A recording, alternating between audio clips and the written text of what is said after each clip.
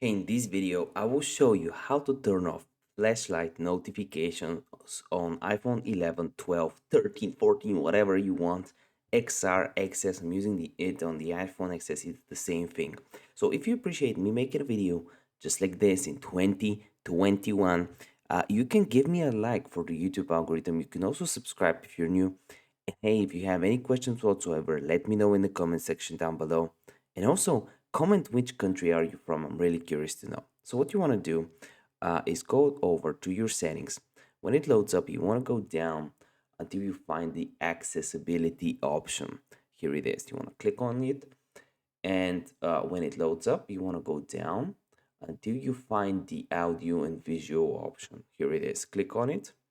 And here it has this option, visual LED flash for alerts. When it's green, you will have flashes, even when it's on silent, if you have this option on.